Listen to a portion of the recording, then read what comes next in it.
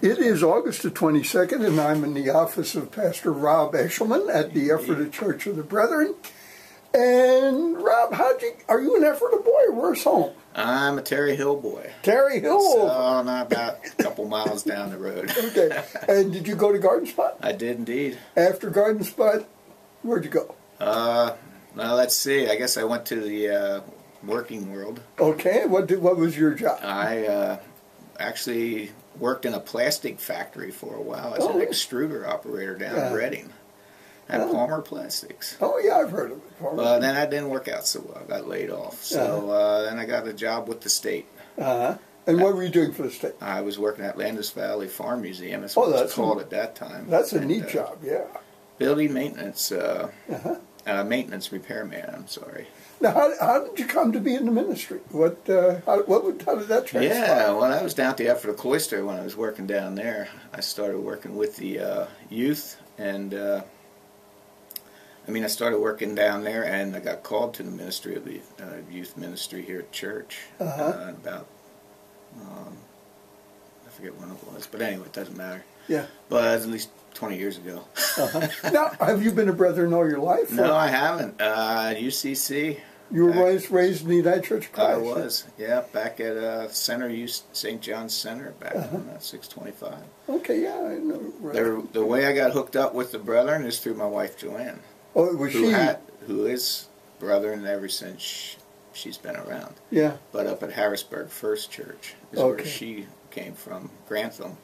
And then she moved down here. My sister got us together. And did she move down here for the job? Yeah, for the hospital, yeah. At the hospital? Mm-hmm. Yeah.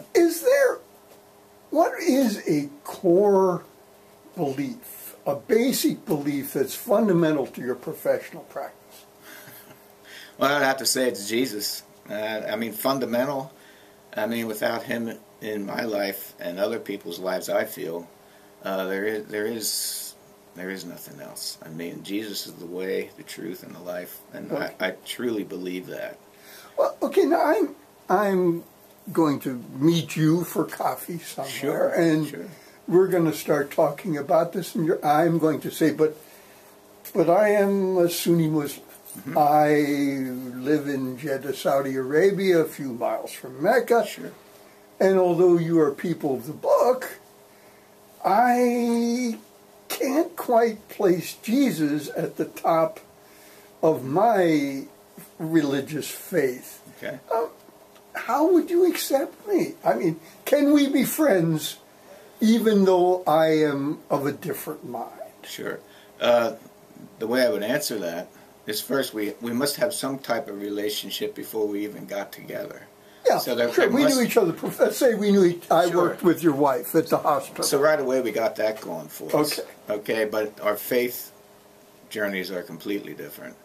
The first thing I would do is let him talk about his faith and get his perspective on things before I would even open my mouth. But with the assumption that when he's finished, I can share my belief and my story and why I believe what I do. So a mutual respect is one of the fundamental things that Jesus taught us to do. Is have a respect for one another, and regardless of where we are on our journey. Well, I happen to be worship at the Noor Temple at the Noor Mosque in Harrisburg. So I'm Ahmadi, which means that I also want to establish that. Would you be willing to come up and worship at Noor if I am willing to come to your service here? Oh, yeah, I would, because I've already done that. Okay. I've been at them up, So you've been reaching out to other people. Sure. I have a respect for the different religions and the different ways of worship. Are you of a mind that on my demise I will face a different future than you? Well, I think that's one of the basic differences in our religions is Jesus.